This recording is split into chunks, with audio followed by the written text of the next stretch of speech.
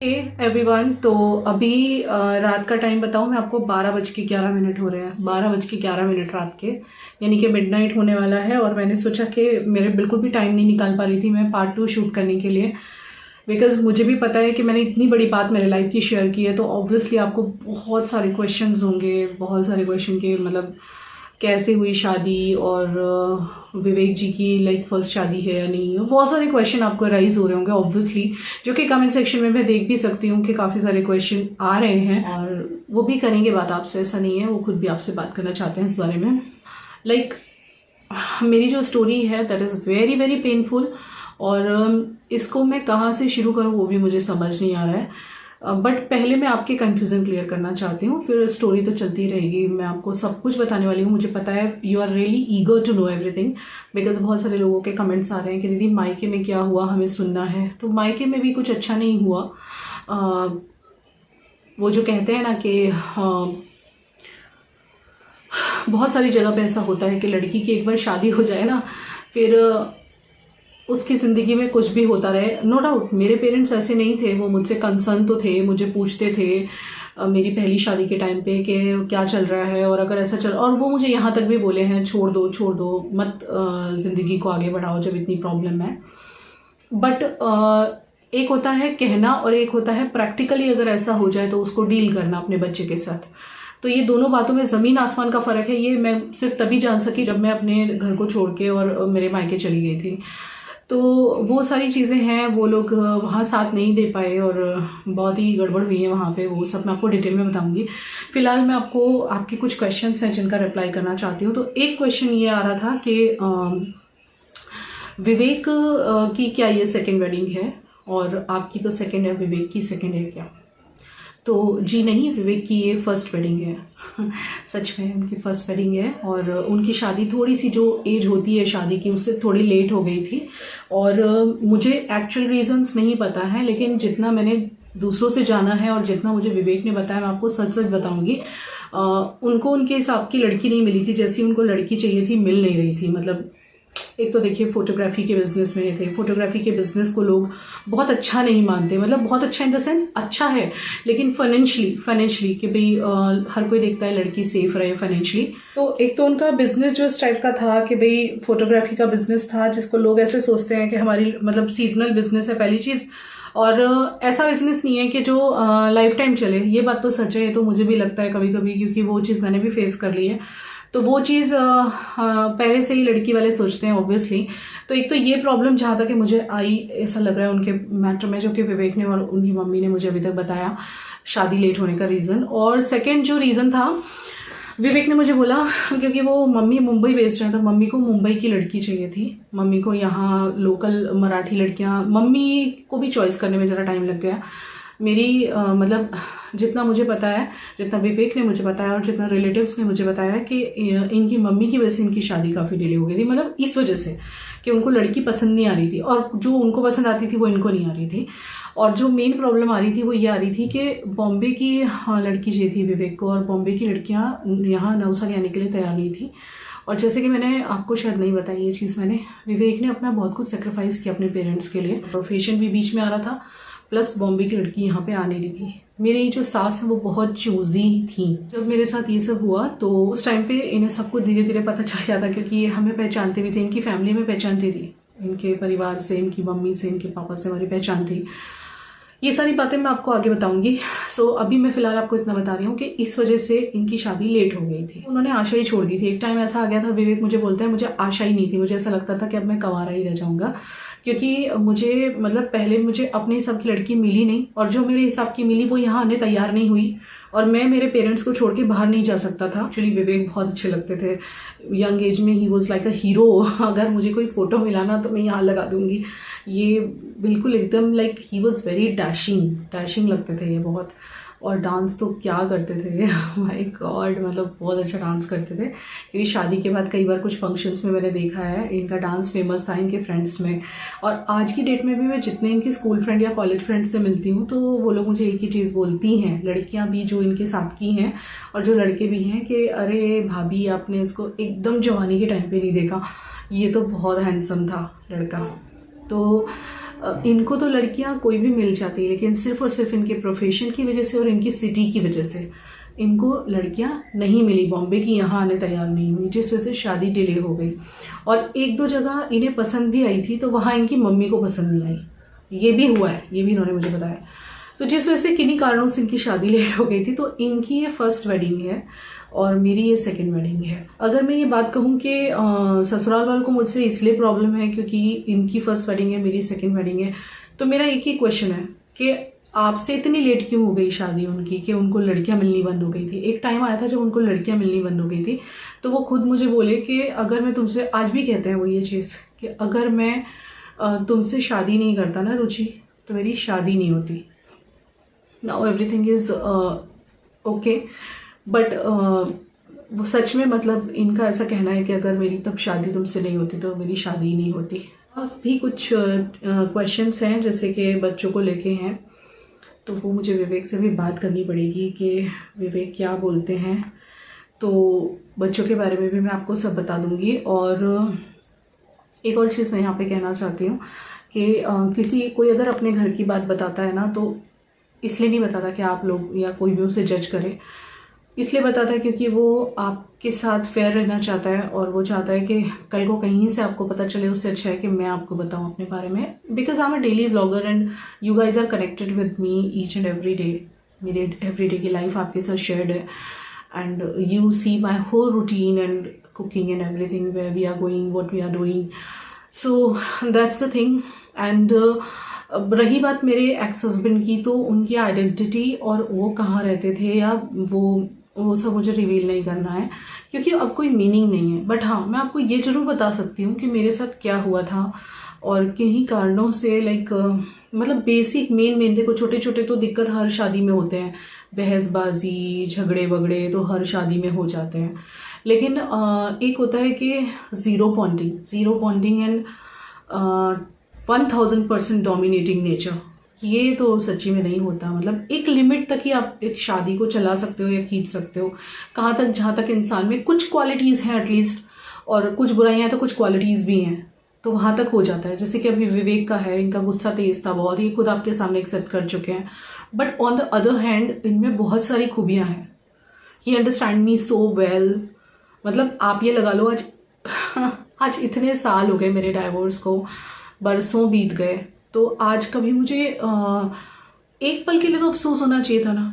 होता है ना, जैसे इंसान अब कोई गलती कर दे, किसी को खो दे अपने ज़िंदगी में से, तो एक बार तो अफसोस होता है ना कि यार हमने क्या छोड़ दिया, क्या खो दिया, यार हमने ऐसे ही कर लिया होता, या हमने क्यों किसी का दिल दुखाया। नहीं, मुझे एक बार भी ऐसा नहीं हुआ है मेरे पूरे अब तक के लाइफ में, जब से मैंने उस इंसान को छोड़ा है, कि मैंने क्यों छोड़ा।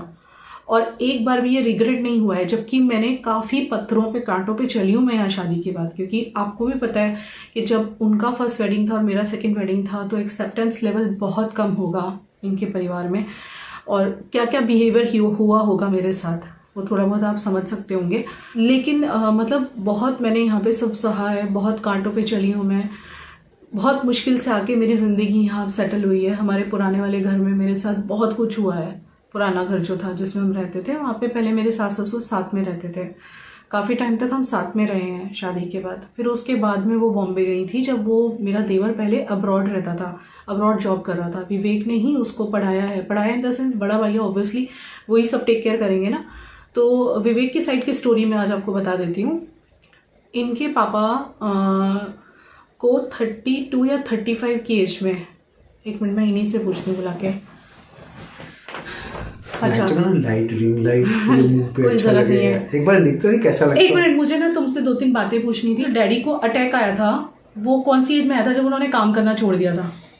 उनको फर्स्ट अटैक जो आया था ना, वो मेरी मीन्स उनकी एज 33 थी। 33।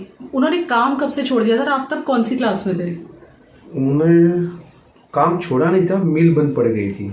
लेकिन डॉक्टर ने भी तो कुछ बोला था ना, आपने बोला था मुझे कि एक बार अटैक आया तो डॉक्टर ने भी फिर। हाँ, लेकिन आप बाहर काम करने नहीं जा सकते हो। बाहर यानी घर में? और यानी कहीं अगर मिल बंद पड़ गई है, हाँ, तो आपको कहीं और मीन्स ज्यादा ट्रेन का जर्नी करने, लोकल कर सकते हैं, लोकल कर सकते हो। लेकिन इन्होंने करने नहीं दिया था। हाँ। इन्होंने कौन सी एज में काम शुरू किया था, आपने जरा वो बताना। वैसे तो मैं जब 10th पास करके मैंने काम करना शुरू कर दिया। इन शॉर्ट के मैं मुंबई से ऐसी जो टी शर्ट्स आती है बहुत स्ट्रगल किया है इन्होंने। तो मैं टी शर्ट लेके आता था। मेरा दोस्त था मुंबई में, उसका नाम था अमित खामकर।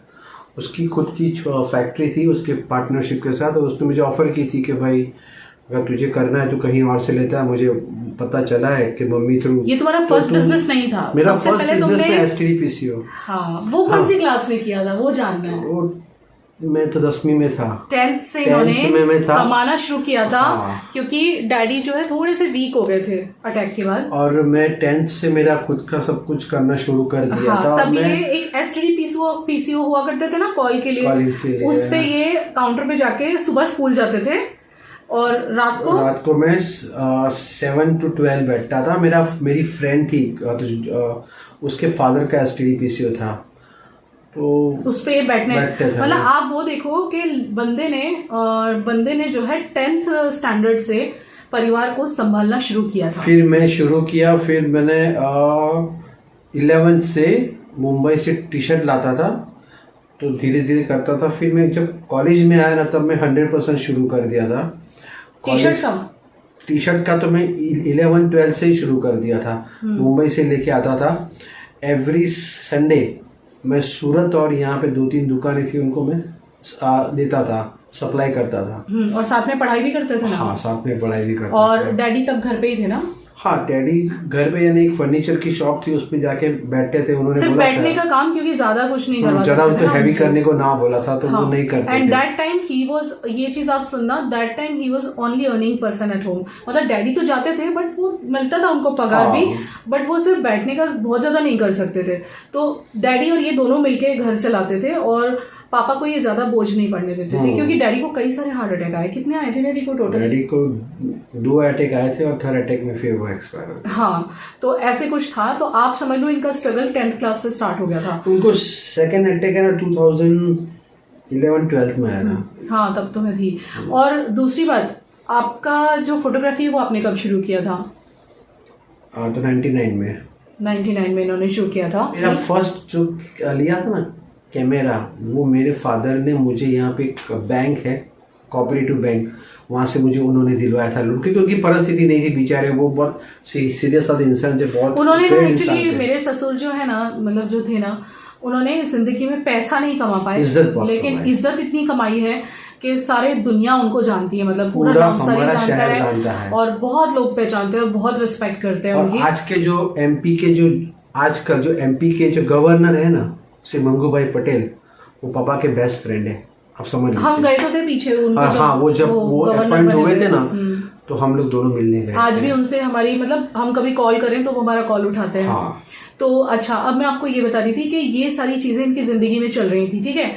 उसके बाद इन्होंने फोटोग्राफी ज्वाइन किया, लेकिन अब आपकी शादी क्यों लेट हो गई थी, वो मेरे को जितने रीजन पता थे मैंने बता दिए। शादी तो के कोई लड़की यहाँ कारण थी, मुंबई से कोई गर्ल मीन्स कोई भी आने को तैयार नहीं थे। मम्मी को मुंबई की ही चाहिए थी, क्योंकि वो चाहती थी कि मैं जैसी बॉम्बे से बिलोंग करती तो मेरी भी बहू बॉम्बे से आए, उतनी स्मार्ट है, और बॉम्बे से कोई लड़की आने को तैयार नहीं है। और जो आने के लिए तैयार थी वो आपको पता है कि हाँ, आपको कॉम्प्रोमाइज करना पड़ता तो ही वो कोई लड़की आएगी, वरना दिखने में सुंदर या पढ़ी लिखी या समझदार वो नवसारी कभी नहीं कहते। नवसारी बहुत छोटा शहर है, टाउन है। और इनका प्रोफेशन भी लड़ रहा था, क्योंकि इनके प्रोफेशन में लोगों को लगता था कि भाई आगे लॉन्ग रन में जाके इट्स बिकम सीजनल, अभी जैसे हो गया है वैसे सेम।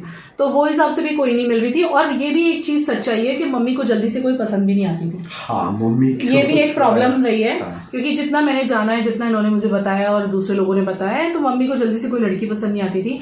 तो इस वजह से इनकी शादी लेट हो गई थी। और फिर हम दोनों मिले और इन्हें मैं अच्छी लगी और फिर आगे हमारी बात चली। तो कहने का मतलब है, इनकी फर्स्ट वेडिंग है, मेरी सेकंड वेडिंग है।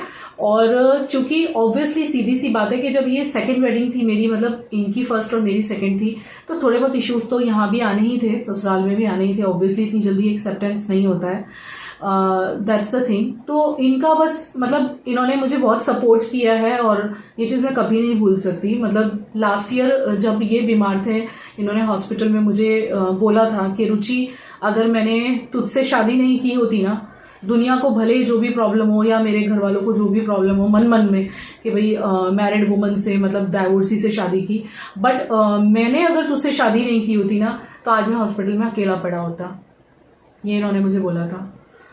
तो मेरा ऐसा मानना है कि वो अकेले रहते उससे अच्छा तो है ना कि कोई उनके साथ है, उनका ध्यान रखने वाला, उनको प्यार करने वाला, उनके बच्चे हैं, एटलीस्ट कोई तो है ना, नहीं तो बिल्कुल अकेले हो जाते ना आप।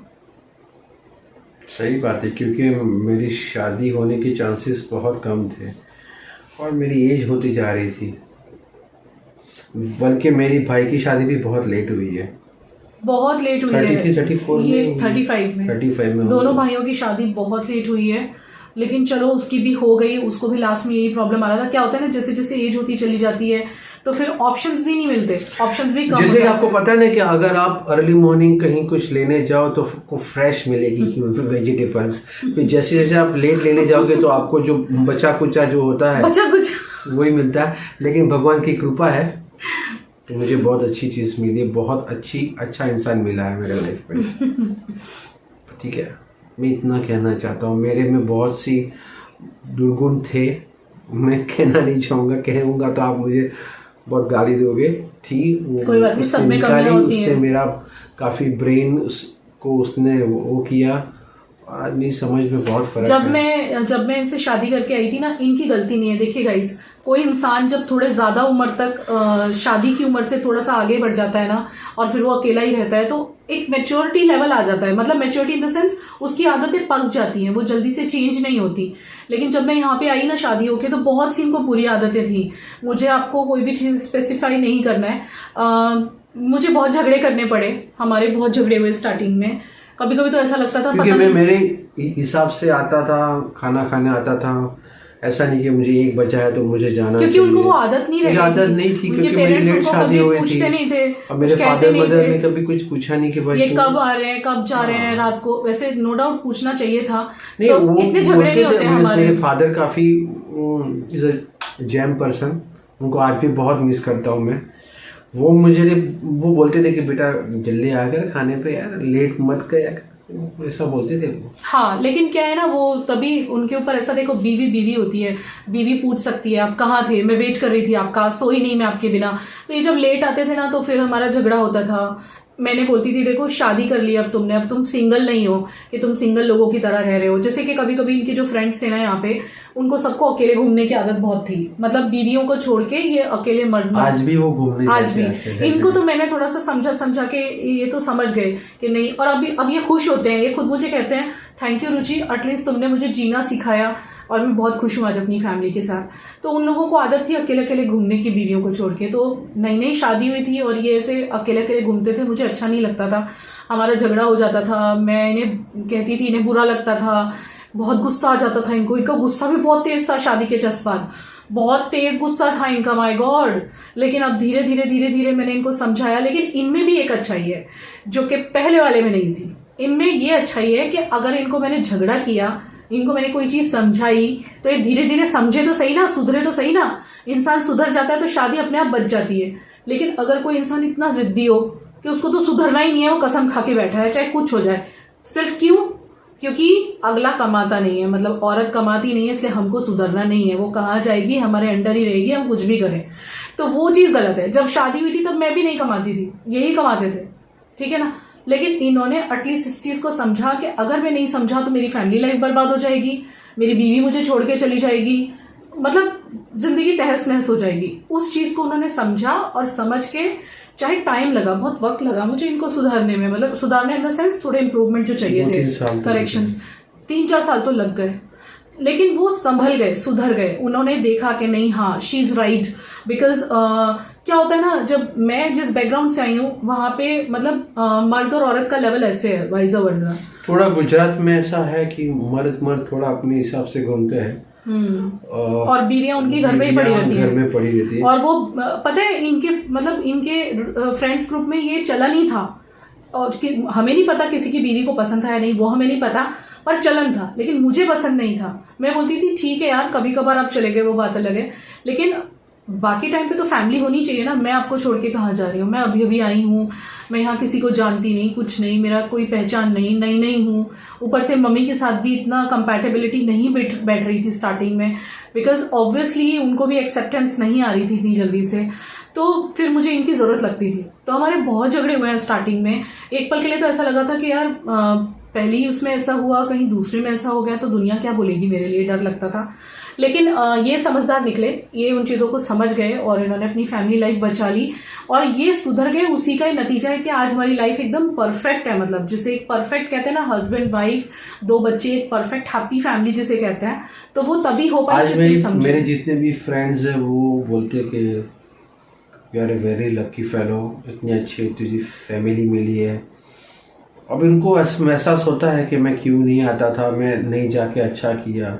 मेरे कई फ्रेंड्स की बच्चियों ने तो अभी तक जो सापुतारा देखा नहीं है, सच्ची बोलता हूँ। वो हमें वो अकेले ही जाते हैं, अकेले ही जाते हैं वो लोग सापुतारा नहीं जाते, लेकिन वो अकेले के कहीं घूमते रहते अपने हिसाब से। उनका मानना ऐसा है कि भाई अगर अकेले जाते हैं तो पैसा कम लगता है, अगर फैमिली जाएंगे तो बहुत पैसा लगता है, ये सोच और उतना हमारे पास पैसा है नहीं, तो वो हम ही घूम ले, मतलब हम ही बीवी बच्चों को रहने देते हैं, हम ही घूम ले। ऐसे कितने मेरे फोटोग्राफर फ्रेंड्स हैं वो अकेले घूमे हैं।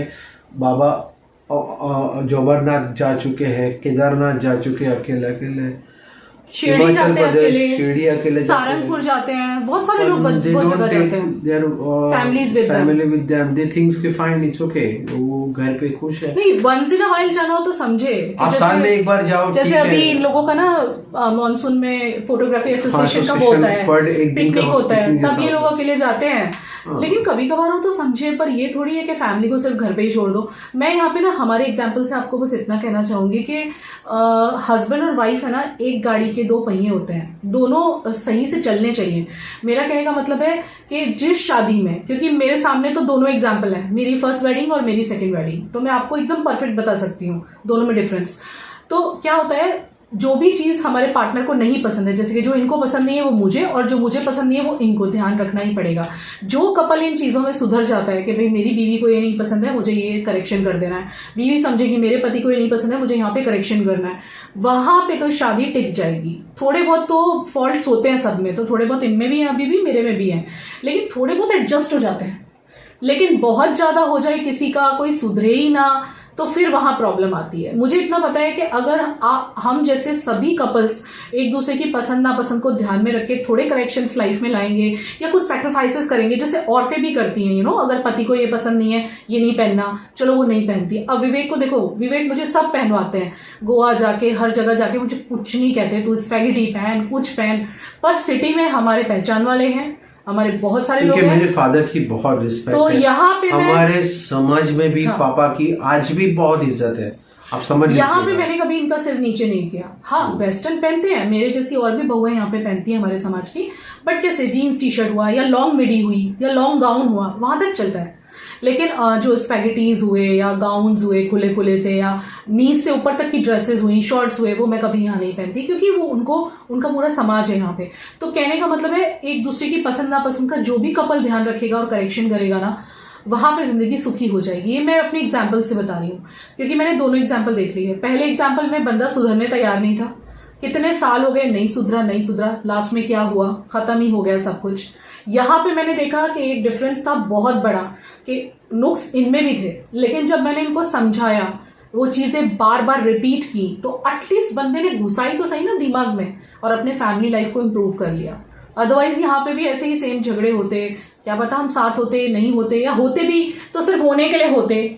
जैसे कि बहुत से पति पत्नी होते हैं, एक दूसरे से बिल्कुल त्रास जाते हैं, वो बस नाम के लिए साथ में होते हैं। तो वही बस है कि भाई कपल्स ने, सभी ने एक दूसरे की पसंद नापसंद का ध्यान रखना चाहिए, तो जिंदगी में कोई दिक्कत आएगी ही नहीं। आप क्या बोलते हो विवेक जी? सही बात है। आदमी ने थोड़ा अपना जो ईगो होता है ना, मर्द ईगो, वो तो थोड़ा साइड पे रखना ही चाहिए। क्योंकि अगर आप दोनों ही ईगो रखोगे तो फैमिली लाइफ खराब हो जाएगी, बच्चों पे इसका बहुत खराब असर। और हम दोनों के बीच में ये हुआ है, क्योंकि पता है क्या होता है, जैसे कि कितनी बार ऐसा होता था जब मैं नई नई शादी होके आई थी, तो मैं घर में इनसे लड़ लेती थी, बहुत झगड़ा किया है मैंने कुछ बातों पे। लेकिन अगर ये मुझे बाहर, शुरू में इनकी आदत थी, इनको इतना आदत नहीं थी बीवी क्या होती है, लेट हो गई थी शादी, तो जब किसी के सामने कभी कभी डांट देते थे तो आप मानेंगे मैं वहाँ जवाब नहीं देती थी। चाहती तो मैं जवाब दे सकती थी, लेकिन मैं जवाब नहीं देती थी, मैं रोने लग जाती थी। याद है विवेक, एक बार कार में रोई थी मैं सूरत जाते हुए, आपने अपनी फ्रेंड की वाइफ के सामने मुझे डांट दिया था बहुत जोर से, लेकिन मैं इनको जवाब नहीं देती थी। आज की डेट में भी कभी अपने किसी फ्रेंड या उसकी वाइफ के सामने कुछ कह देते हैं ना, तो मैं तब कुछ नहीं कहती, बाद में भले कह दूं कि ऐसे क्यों किया, लेकिन यही मैं बोल रही हूँ कि एक दूसरे की रिस्पेक्ट, एक दूसरे की पसंद नापसंद, इन चीजों में थोड़ा सा शादी के बाद दो लोग अलग बैकग्राउंड से आके मिलते हैं, ऑब्वियसली उनका अलग थिंकिंग होगा, because they are individual person अलग अलग, तो वो थोड़ा सा ना कंपैटिबिलिटी बिठाने में देर लगती है। शादी के कुछ शुरुआती सालों में सभी की थोड़ी गड़बड़ रहती है, बिकॉज हम नया नया एक दूसरे को जानते हैं, बट मजा तभी है, सफलता तभी है शादी की कि जब हम एक दूसरे के हिसाब से खुद को ढालना शुरू कर दें। और मर्द अगर सिर्फ ऐसे सोचेगा कि नहीं जो भी एडजस्ट करना है वो सिर्फ औरत को करना है, दैट इज नॉट डन, उसको फिर मजा नहीं आएगा। मजबूरी में औरत रहेगी वो अलग बात है, लेकिन मजा तो नहीं आएगा वेडिंग लाइफ में, है ना विवेक? क्या बोलोगे आप? मैं इतना फ्लुएंट बोल नहीं सकता हूँ, लेकिन ये जो बोल रही है वो सही बोल रही है, और भगवान की कृपा है आज हमारी अच्छी लाइफ चल रही है। आपको कोई रिग्रेट तो नहीं है ना कि आपकी ये फर्स्ट वेडिंग थी और मेरी सेकंड वेडिंग? तो रिग्रेट होता तो मैं इधर बैठा ही नहीं होता आपके बाजू में। यू आर हैप्पी ना विद मी? बहुत ज्यादा, बहुत ज्यादा। तो आई होप आपकी कंफ्यूजन इनकी लाइफ को लेके क्लियर हो गए होंगे। इन्होंने काफी स्ट्रगल किया अपने लाइफ में, इन्होंने अपने पेरेंट्स के लिए बहुत सेक्रीफाइस किया है, और ये चाहते तो बॉम्बे में जाके अपना करियर सेटल कर सकते थे, और चूंकि बॉम्बे की लड़कियां बॉम्बे में शादी कर लेती हैं, तो इनकी शादी भी हो सकती थी वहां पे। के लिए मैं एक फैशन फोटोग्राफर के साथ काम कर रहा था, उसने बोला था कि आप 6 महीने काम करो तो आप अच्छा फोटोग्राफर बन सकते हो, फैशन फोटोग्राफर। लेकिन उस टाइम मेरा घर का हफ्ता चल रहा था, इंस्टॉलमेंट चल रहा था, पेरेंट्स को अकेले नहीं छोड़ सकते थे ना, पेरेंट्स को अकेले छोड़ना था, और दूसरी बार मेरे फादर को ऑलरेडी एक अटैक आ चुका था, तो मैं उनसे दूर नहीं रह पा रहा था, मैं फ्रैंकली बोल सका हूँ। इस वजह से वो उन्होंने अपना करियर पूरा सेक्रीफाइस कर नहीं जाना है मुंबई, अपने को कोई फैशन फोटोग्राफर नहीं बनना, यहाँ ठीक है जो है, पेरेंट्स फर्स्ट इम्पोर्टेंट वो थे मेरे लिए, क्योंकि मेरे फादर से मेरा बहुत अच्छा बॉन्डिंग था। फादर के साथ इनका बहुत अच्छा था, मेरे मॉम के साथ भी अच्छा बॉन्डिंग था, ऐसा नहीं था, लेकिन मेरे फादर उसके साथ मुझे पता नहीं कुछ ज्यादा ही था बॉन्डिंग ऐसा। तो मतलब इन्होंने काफी सेक्रीफाइसेस किए अपनी जिंदगी में, और बहुत बहुत इन्होंने दुख देखे हैं इन्होंने भी। इतनी पता है, रात को इन्होंने मुझे बताया था, कभी कभी आप जाते थे ना स्कूटर पे ठंडी में, कहाँ जाते थे? ऑर्डर करने जाता था, और यहाँ पे अखबार रखते थे, अखबार रखता था, स्वेटर के अंदर अखबार रखता था, और जाता था मैं शूट करने के लिए सुबह में। यहाँ पे कभी कभी बहुत बुरे दिन देखे हैं, और इवन हमारी शादी के बाद भी हमने बहुत बुरे दिन देखे हैं। एक शादी में गया था, और मैं नया फोटोग्राफर था, तो मुझे कोई यहाँ काम देता नहीं था, तो वो लोग मुझे यूज करते थे कि भाई आपको बाहर जाना है, गांव में जाना है। एक दिन तो मैं बाहर गांव में गया था, मैं और मेरे असिस्टेंट हम लोग बाहर घर के बाहर सोए थे पूरी रात, हमें बाहर खटिया निकाल के सोने को दी थी। तो वैसे भी मैंने स्ट्रगल किया है काफी। हमने हमारी शादी के बाद भी बहुत स्ट्रगल किया है, वो मैं आपको नेक्स्ट वीडियो में बताऊंगी। इतने बुरे दिन देखे हैं ना हम दोनों ने, मतलब कैसे कैसे हमने टाइम निकाला है। ये बेड पे सोने को तो हमें यहाँ 2018 से मिला है, बेड पे कभी नहीं सोए ना हम बेड पे नहीं सोए, जमीन पे ही सोते थे हम, और एसी भी नहीं था, कुछ नहीं था, बहुत स्ट्रगल किया है। मैं आपको पूरी स्टोरी सुनाऊंगी नेक्स्ट वीडियो में, ये बहुत लंबा हो रहा है, इस वीडियो को यहीं बंद करते हैं। आई थिंक आपका कंफ्यूजन क्लियर हो गया होगा, और कुछ कंफ्यूजन हो तो प्लीज आप वो लिख दीजिए कमेंट बॉक्स में, तो मैं आपको अभी कंफ्यूजन क्लियर कर दूंगा 100%। चलिए, गुड नाइट, बाय, शुभ रात्रि।